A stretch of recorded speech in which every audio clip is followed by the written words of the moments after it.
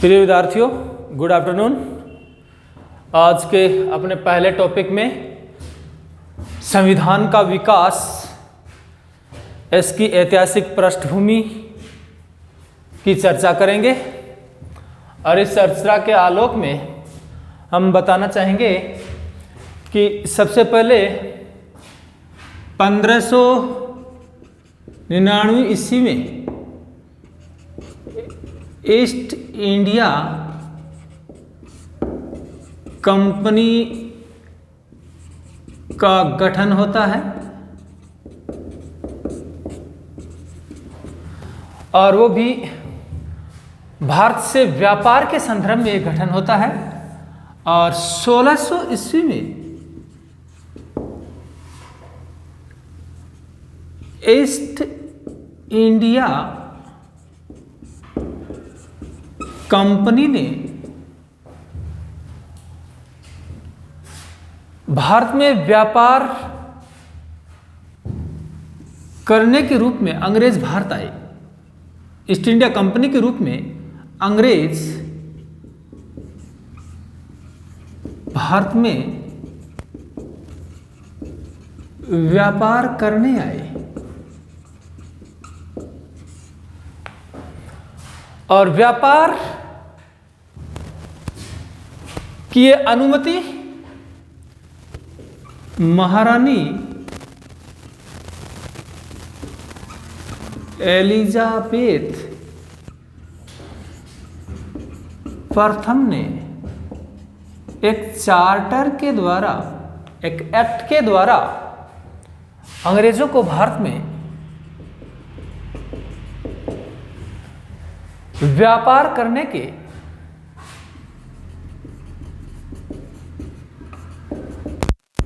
अधिकार दिए।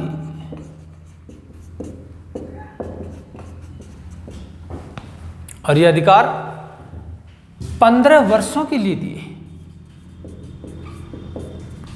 15 वर्षों के लिए आप भारत में व्यापार कर सकते हैं। और ये जब हुआ ही तो इसके 1765 में कंपनी को बंगाल, बिहार और उड़ीसा के दीवानी अधिकार भी प्राप्त कर लिए। ये दीवानी अधिकार 1764 में बक्सर के युद्ध में विजय, यानी अंग्रेजों की विजय, अंग्रेज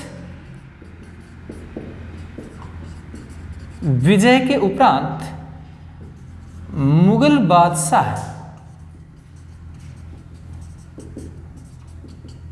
शाह आलम ने दिए। मुगल बादशाह शाह आलम ने दिए। और दीवानी अधिकार मुख्यतः प्रशासनिक एवं दीवानी न्याय से संबंधित थे। प्रशासनिक और दीवानी न्याय से संबंधित थे। लेकिन संवैधानिक विकास की जहां तक बात आती है तो हम इसकी चर्चा 2 चरणों में करेंगे। पहला चरण कंपनी का शासन, 2 चरण। पहला कंपनी का शासन और यह है 1773 से 1858 तक। और दूसरा हम चर्चा करेंगे सम्राट का शासन।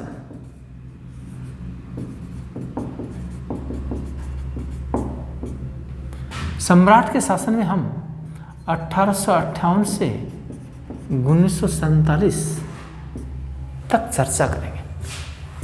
कंपनी के शासन के अंतर्गत हम कंपनी हालांकि शुरुआत में व्यापार करने के उद्देश्य से आई थी, लेकिन धीरे धीरे कंपनी ने व्यापार के साथ साथ में शासन करने की सोची, और शासन करने के लिए कुछ रूल्स और एक्ट बनाने जरूरी हो जाते हैं, क्योंकि इन्होंने अपने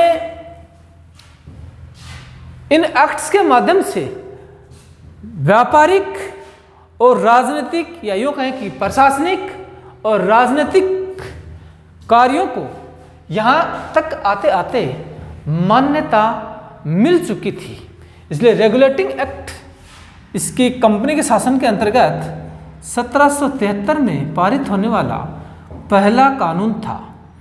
रेगुलेटिंग एक्ट एक तरीके से चार्टर था।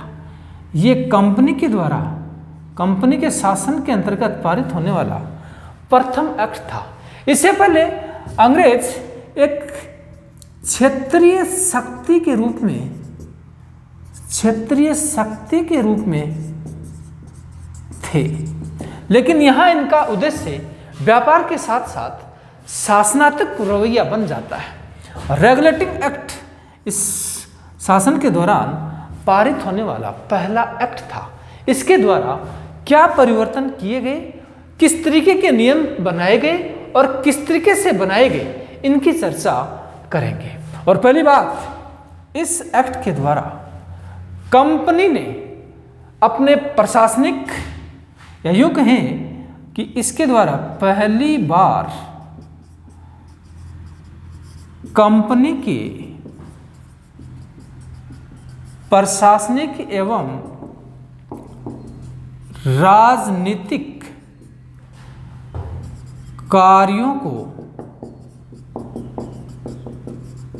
मान्यता मिली, यानी उनको पहली पहचान मिली कि प्रशासनिक कार्य कौन से हैं और राजनीतिक कार्य कौन से हैं, या यूँ कहें कि बोर्ड ऑफ डायरेक्टर्स और बोर्ड ऑफ कंट्रोल की सूक्ष्म प्रतिछाया इस अधिनियम के द्वारा दिखने लगी। दूसरी बात, इसके द्वारा भारत में केंद्रीय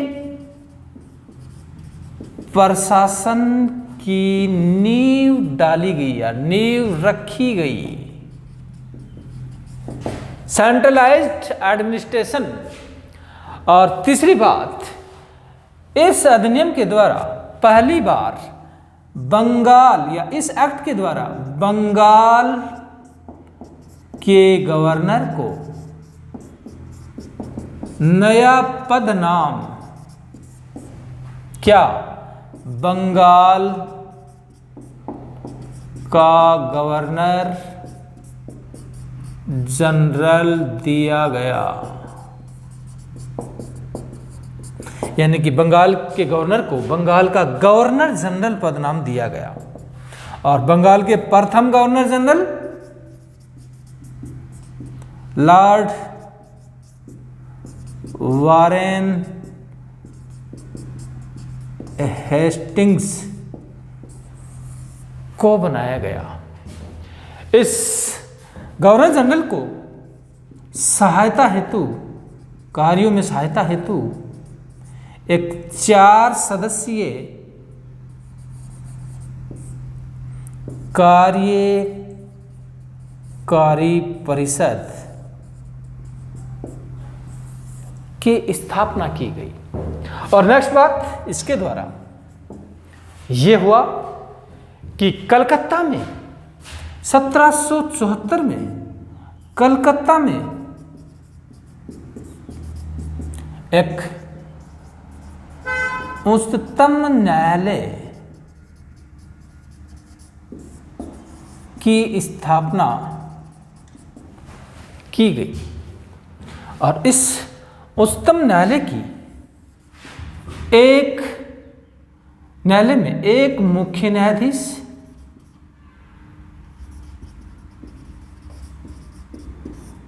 और 3 अन्य न्यायाधीशों की नियुक्ति की गई। पहला मुख्य न्यायाधीश सर एलिजा इम्पे को बनाया गया और इस तरीके से रेगुलेटिंग एक्ट 1773 के द्वारा सूक्ष्म नियमों के माध्यम से प्रशासन को सुचारू रूप से और राजनीतिक दृष्टि से कार्यों को तरीके से चलाने के लिए ये निम्न नियम पारित किए गए, ये व्यवस्था की गई और इसी के साथ में एक्ट की समाप्ति होती है। जय हिंद।